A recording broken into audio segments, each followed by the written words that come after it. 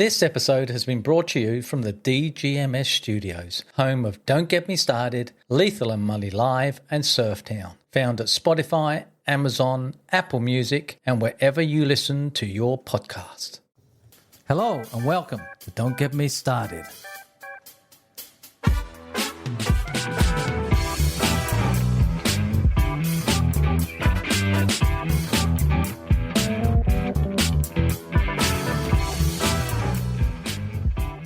It's the mother of all podcasts with Keith and Lee. Hi, I'm Lee. And I'm Keith.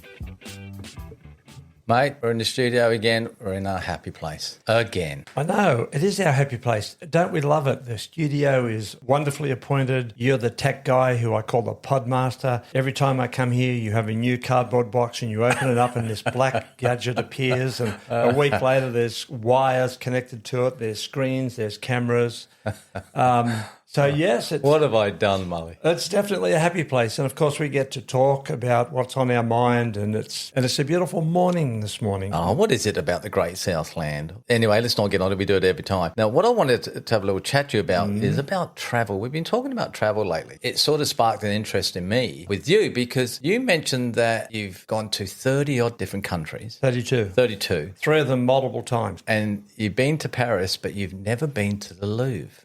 No. Which shocked me. So, and then you told me that you would like to go see where old Bonaparte is buried. Yes, definitely. I think it's called the Hotel Valet d'Essy or something like that. Yeah, well, the Australians would read it as Invalids. Invalids. Invalids, yeah. Don't have French, so I can't even say my French is deplorable. It's nil. I looked at it last night and I sent you through some stuff. And I said, oh, there he is in this magnificent marble. As it should be. Tomb in it's a infantry museum. And it's interesting as well because I also read about 2 of his hats that he wore. I think one to India and then one to Russia. And the Russian one is in a glass cabinet in the oldest cafe in Paris. Really? And the other one is in the museum. And I had a look at them. I'm thinking, wow, that's incredible. Now, I told you before, I went to Paris and walking down, I think the Champs-Elysees, and there's a lot of market stallers there. And they had all these little statues of Napoleon. And the French guy's there. And I said to him, they're great. He goes, oh, yes, very good, very good. I said, you got any statues of Wellington? He goes, no Wellington, no. And I went to a place in Deal, which is in the UK, in Kent, which is about 30 minutes away, or maybe less. It's where Wellington, the Duke of Wellington, the Lord Mayor of London, died. And there was his face mask there. And he died in this small little room on a camp bed. And we've explained this before.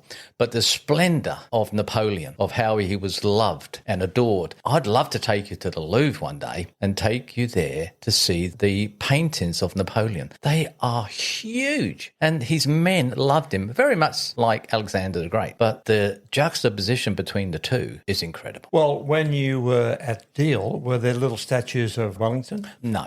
There you go. It wasn't even publicised. I didn't even know he was there. We went round, my wife and I goes, wow. Does he have a significant tomb? No, I'm not sure, but he had his boots there. Had his boots in the glass cabinet and his death mask and the room that he was in. And it was just a little canvas bed, a small side table. And what he did and what he saw and what he achieved compared to Bonaparte. Well, let's talk about what he achieved. All he achieved was significant victories for the expansion of the British Empire. Excellent. And what Napoleon achieved was he changed Western culture and Western thinking because of the French Revolution destroying the sovereign rights of monarchs, who they said they're no longer divinely appointed. The individual, the common man, has just as much rights as what the so-called royal people do. Now, that was a completely new revolutionary way of thinking. And that's why the monarchs, such as the English and the others across the continent, wanted to wipe out Napoleon. It wasn't necessarily so much that he wanted to conquer and rule. No, nothing like like that. Well, of course he did, but his ideas, the ideas of the French Revolution was exactly that. It didn't just overturn Louis XVI. It brought about this whole new way of reorganising your society. And so the monarchs across Europe had to defeat this guy. He wasn't just standing for nationalism. He wasn't just standing for French expansion, imperial expansion. Of course he was, but it was the idea that was dangerous. This man had to be eliminated. Now, you've seen the movie with Joaquin Phoenix. Yeah, very disappointed. In what way? Well, here, as I just said, here was this guy who played such a significant role in history, and he changed European history. And the idea of the French Revolution, of equality, fraternity, etc., is still very much alive. And that was a foundation philosophical view for the American Republic being established. And That was my next thing. and also it also influenced their constitution. So here's the idea. Here's this man who was dynamic, who was brave. And not only that, he had this incredible mind. He loved learning. He loved science. He loved new innovations. He loved to find out new things about different people, new culture. He would attend lectures. He would listen to the great minds of his time. He was a strategist. And none of this was portrayed in the movie. It was just like this guy who was having an internal battle within himself over his relationship with his wife, who was dominating him. And I thought it was a lost opportunity to portray one of the giants of history. Well, there's still room for another movie. Yeah, well, my criticism, I think, of the movie is the reason why it bombed. Now, the guy who made it was famous as a director, and what shot him to international prominence was The Gladiator. Now, of course, it's Hollywood and it's all blown up. The superhero is blown up out of reality, but it still amplified that movie, the greatness of one man. And if there was any man in the movie whose greatness needed to be amplified, it was Napoleon, and the same director missed it. Well, if we ever get out there, Molly, we should do a Don't Get Me Started episode and do a little backtrack on Napoleon. Go to these different places and just do a 5-minute episode on the area and where we are and a little bit of history. If we can get somebody to talk to us about it, would be amazing. But you've got to go to the Louvre. Now, I could spend a whole week down there and not scratch the surface. Wait a minute. Can we get to the Louvre in just a minute? I want to say one more thing about Napoleon. The English, of course, defeated him and they captured him and they took him to England. And he thought,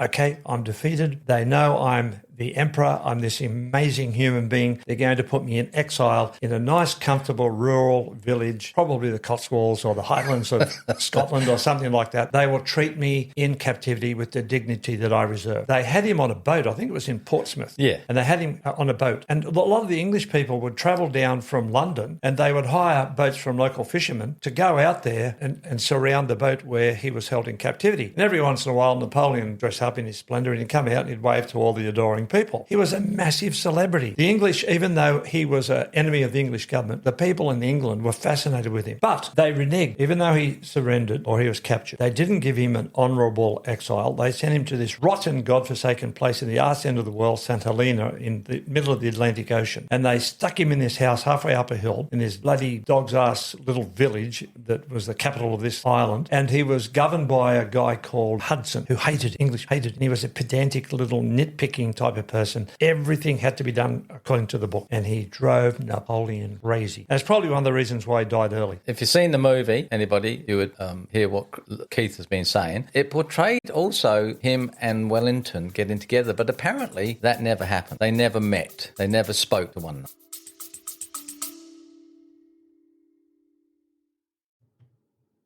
I hope that you're enjoying the podcasts and the content that we're bringing to you each week. I want to take a moment to invite you to support the show. Your contributions help us continue creating high-quality episodes, bringing in exciting guests and exploring the topics you love. Every bit helps, whether it's a small donation or signing up for our Patreon account. By supporting us, you're not just helping keeping the lights on, you're becoming part of our community and helping us grow. To show our appreciation, we offer exclusive perks, behind-the-scenes content, and so much more for our supporters. So if you love what we do and you want to see us thrive, please consider signing up at buzzsprout.com/Don't Get Me Started. Support the show. Thank you for being part of our journey, and let's keep the conversation going.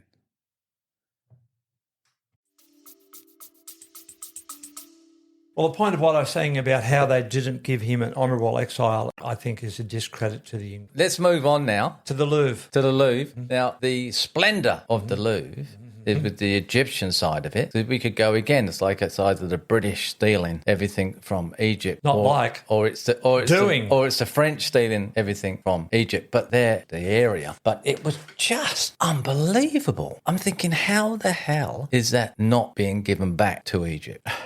Really, the splendour of it all. I was blown away. I was looking at it, going, how did they get their hands on this? Of course, you know why. Beneficial, I think, for people to learn about it, but I think it's all gone now. I think they're bored with it. Who's bored with The what? general public. The massive... Well, you didn't even go there. You didn't even go to the Louvre. Yeah, well, there's a reason for that. Ah, was it raining? I had limited time. And I was only there for 3 days. And you didn't even go up the Eiffel Tower. I went to the Eiffel Tower. So- I stood under it and looked up.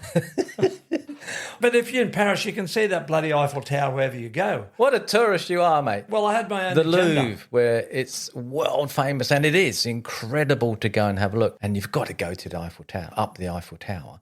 And also, you can also go up the Arc de Triomphe. Did you know that too? No, I didn't. But I Yeah. went there, stood under that as well. Yeah, so I went up there as well, and that was incredible. But you see, I've caught a French, so I have to do this. I've been to Paris many times. I love Paris. I have an affinity with Paris. It won't be the last time I go there. Keith, no Louvre. Next time that if I ever have the opportunity to go back to Paris, of course I'm going to do it. And see Bonaparte. Oh, definitely. That's number one. So going back to why these museums have all these artefacts and historical monuments, they're all over the world. England has them. They're all over Europe in different capital cities. America has them. Talking about Egypt, there's an obelisk in London and also in New York, Cleopatra's Needle. Now, these things, I don't know where the one is in London. I think it's on the bank of the Thames, quite close to the Houses of Parliament. Somebody may be able to correct me on that. And there's one of them of Cleopatra's Needles is in Central Park in New York. Now, what's happened is that when the English invaded and took control of Egypt for a while, they said, well, that looks great. So somebody said, all right, let's dismantle it and put it on a barge and then ship it back up England, which they did. And apparently it was almost lost in a storm somewhere in the North Sea coming into London. But there's so many, my point is, there's so many of these things. Well, the other thing I was going to say. But they should give them back, every single They should. one. I agree. Like it's spread all over the world. Yeah, it is. And apparently, I haven't been to Egypt, but it's on my to-do list. Your bucket list. Yeah, absolutely. Apparently, it's a fascinating country. Now, these Egyptian objects that other people, the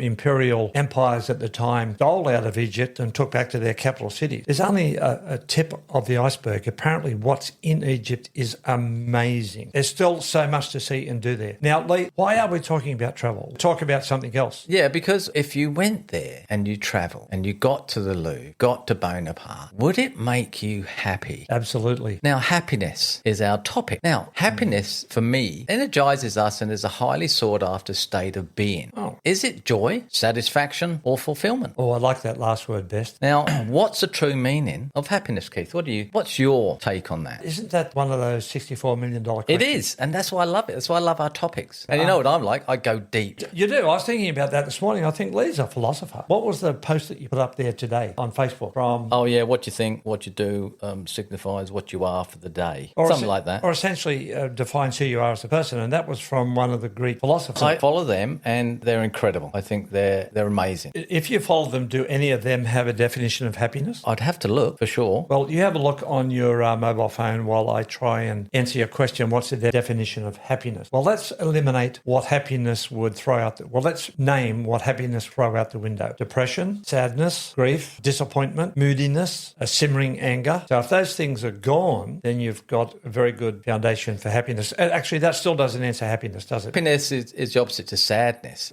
Here it is. So I said, or not me, but this is the day by day, what you choose, what you think, and what you do is who you become. Well, that's a different thought altogether. That's got nothing to do with happiness. No, but you're just saying what I posted this morning. I'm Because you're a philosopher. reiterating what I... So if you're a philosopher, why are you asking me the definition of happiness? What is the true meaning of happiness? Does it involve a state of contentment, well-being, characterised by feelings of joy, satisfaction and fulfilment? So the satisfaction and fulfilment. And contentment. Contentment. There you go. Satisfaction, fulfillment, and content. If they are in your being, then I would say that's the definition of So when we get to what is the true meaning of happiness, how do you define happiness? being satisfied, fulfilled, and content. Yeah, is it a subjective experience that includes positive emotions, like, again, satisfaction and a sense of well-being? So the well-being as well. I think that's the deeper definition. Let's go back to your favourite topic of movies. When I sat there and watched that movie about Napoleon, even though I went in as a contented person, I watched that movie, I came out unhappy. I was still content, but I was unhappy. I thought this movie just didn't do it for me. Now, I remember seeing a French movie one time. It was called The Intouchable. Probably know about that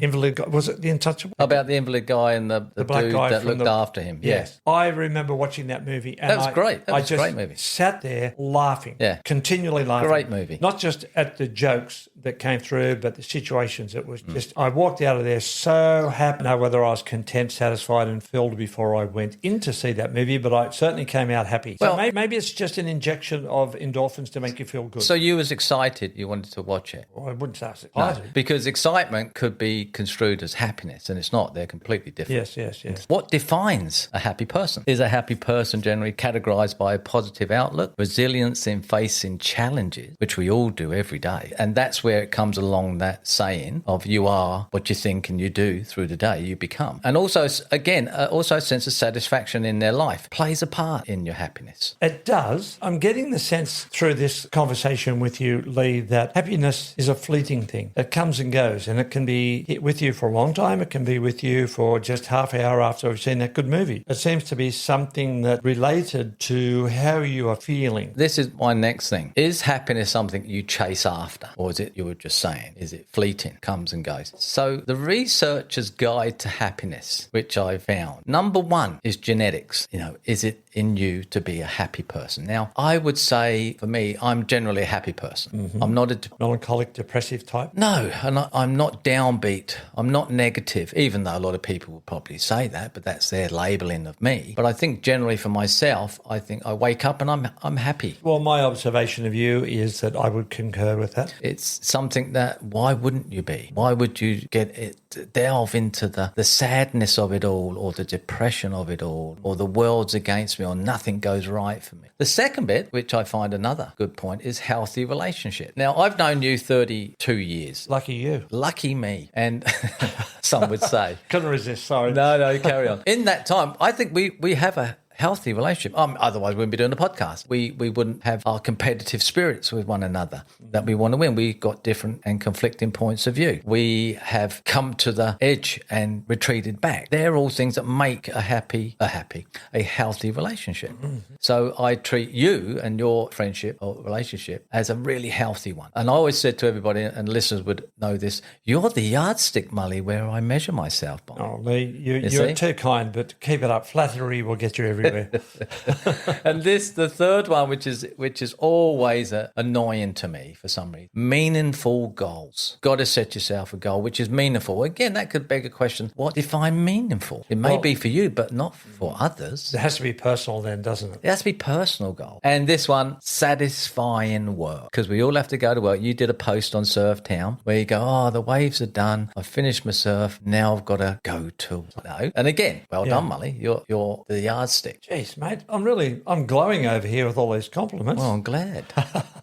Because suck them up, buttercup. Yeah, well, you don't get them too much in life, do you? A lot of people might be polite to you, but if you get a compliment, folks, receive it. We were talking about this morning, physical health. And finally, financial stability. So the researchers, whoever the researchers are, God bless their soul, has been genetics, healthy relationship, meaningful goals, satisfying work, physical health, and financial stability. That's what they reckon is the guide to happiness. I would say if you have all of those things on the positive side, why wouldn't you be happy? There's nothing bad about any of that if you can have that in your life. Like the old saying goes, mate, happiness isn't a destination, it's a journey. By understanding and being mindful of what enables happiness to emerge in your life, you can take active steps to build and maintain your happiness, which is true. Again, what I posted this morning, if you got that mindset, today's going to be a good day. I was listening to a guy on a podcast a few days ago, and he was talking about traveling in Iran. And he He's actually a Jewish guy, which is interesting.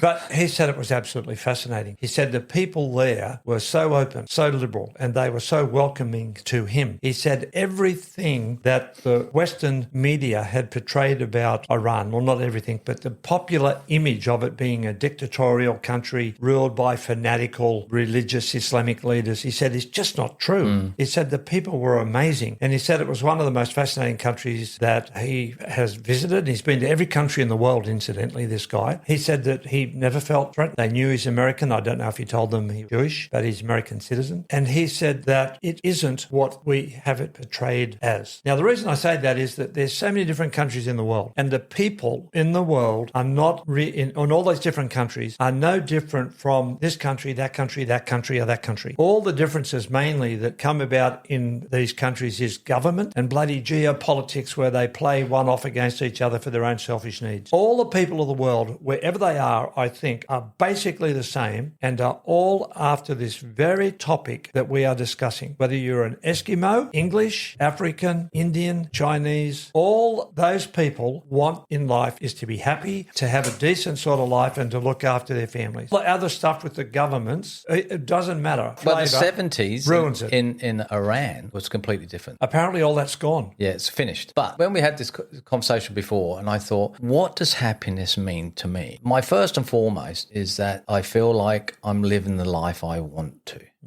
That I'm not being subject. Well, that's what I was just saying.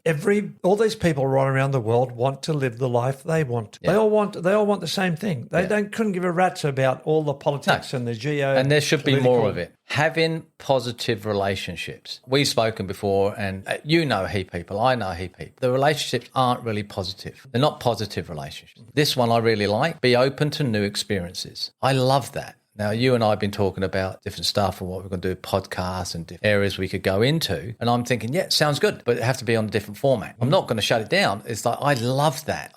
Bring it on. Bring all these in. With that, taking things as they come.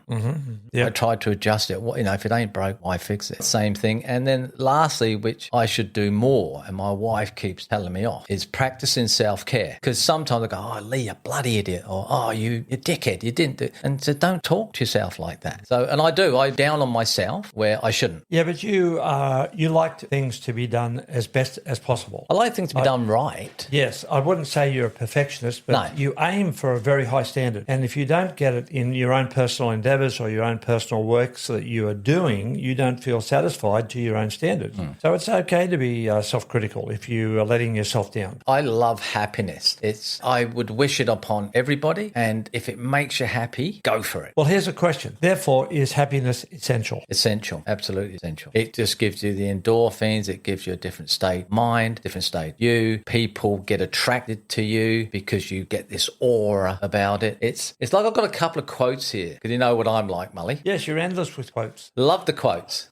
And then after that, I've got another question for you. See if you know who said this. The happiness of your life depends upon the quality of your thoughts. Or your choices. Or your choices, yeah. Who do you think said that? Roman. There you go. I'll give you a... Roman? Yeah, Roman said it. It wasn't Julius. No, nearly. Marcus Aurelius. Oh, okay. One of the Stoics. But again, the happiness of your life depends upon the quality of your thoughts. Again, what I was saying, if it's not self-care and you keep putting yourself down, you're not going to be happy with who you are. Now, my wife said to me this morning, I'm thinking, I've got to go off do this and this. She goes, well, you can't think that. You've got to think that way. I'll help you. And I'm thinking, well, thank you. I appreciate it. But I still have to live in my being and in my head, in my mind. I love being happy. This is what I think about Australia, is there's always a smile on somebody's face. And they're always coming up, the big smile. G'day, mate, how you going? Now, they may not be happy in their life, but they're bringing it forward, they're portraying it, and they shake your hand, and you make that connection. You can physically feel that energy. Yes, let's go back to that quote. The happiness of your life depends upon the quality of your thoughts. From? Marcus Aurelius. Right, one of the great Stoics. Seneca was the other one. Now, if you read, what was his famous book? Meditations, I think it was, from Marcus Aurelius.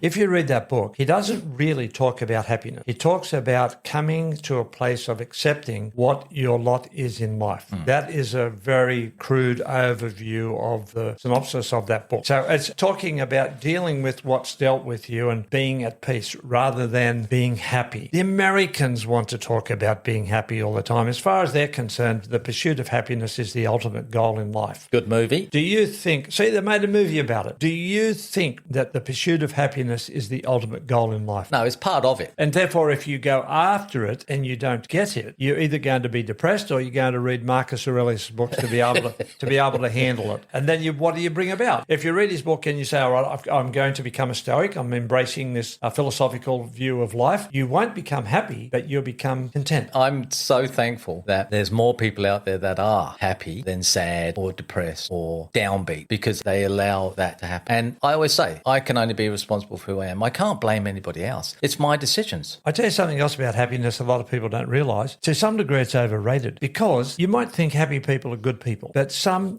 bad people are really happy committing bad acts. That's right. Yeah. Now, let's take Hitler, for example. When he conquered Western Europe, it was easy. What he really wanted, he wanted to conquer Russia, the southern part, because of the space that he could put the German people into, plus the fertile land up there. He wanted to get hold of those agricultural lands. And when he launched Operation Barbarossa, that was his invasion to go up into the Soviet Union, his quote was, "Now I will have my war." He was happy. He unleashed the largest land army the world has ever seen. 2 million soldiers, planes, cars, motorbikes, horses, backups.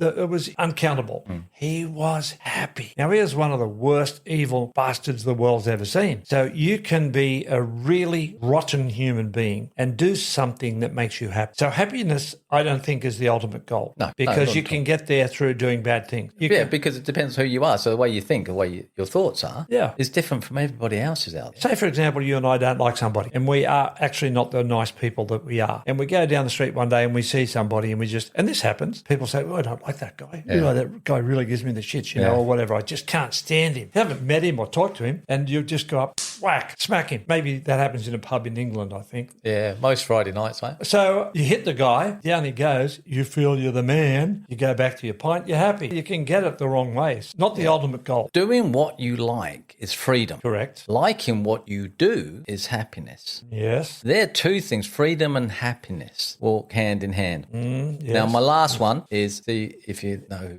who said this. Happiness is when what you think, what you say, and what you do are in harmony. Freud? No, I'll give it India. Oh, Gandhi. Mahatma Gandhi. Say it again. Happiness is when what you think, what you say, and what you do are in harmony. He's saying that's what happiness is. So that's a trifecta. That's interesting. I'm going to talk about Gandhi on another episode.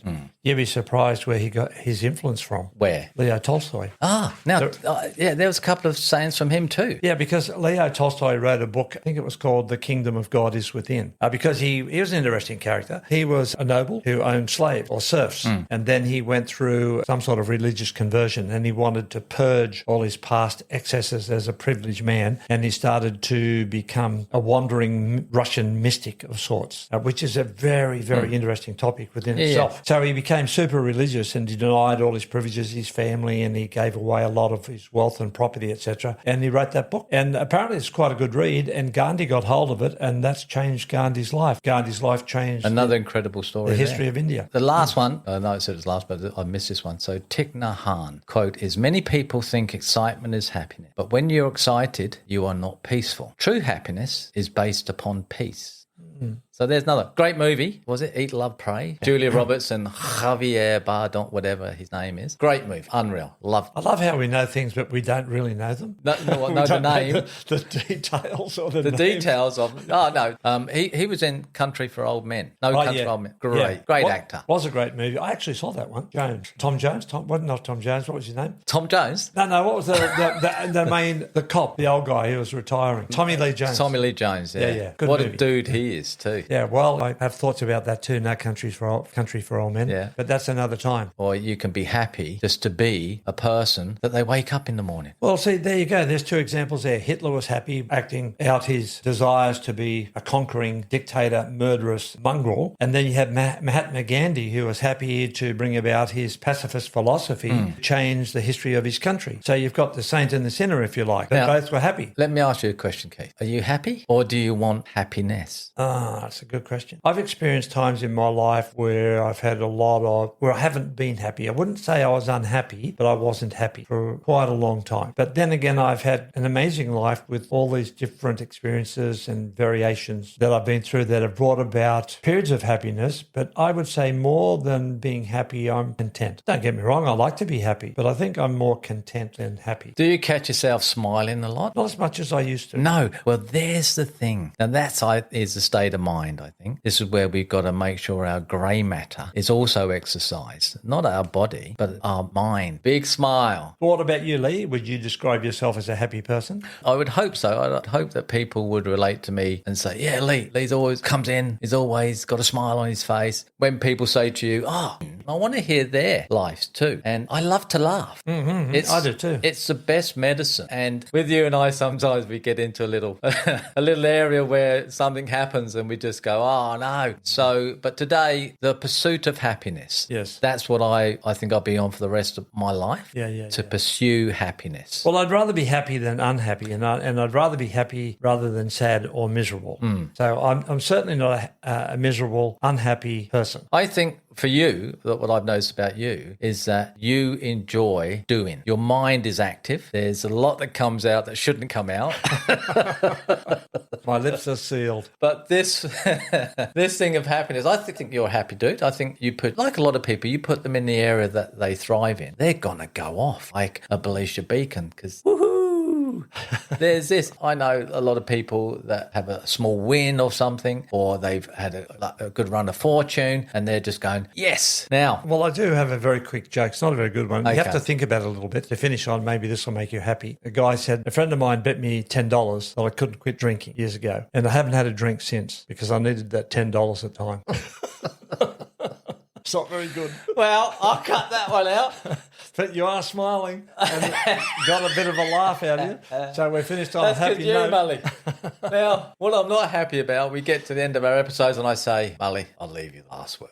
Good on you, Lee. Look, it's always a pleasure to get in the studio with you and have this repartee. I enjoyed immensely. And I hope our listeners do as well, because we just love knowing that you are out there right across the world listening to us. So God bless you all, and please tune in again next time for another episode. And until then, please like, subscribe, and share with your friends. Until next time, it's hooroo from me.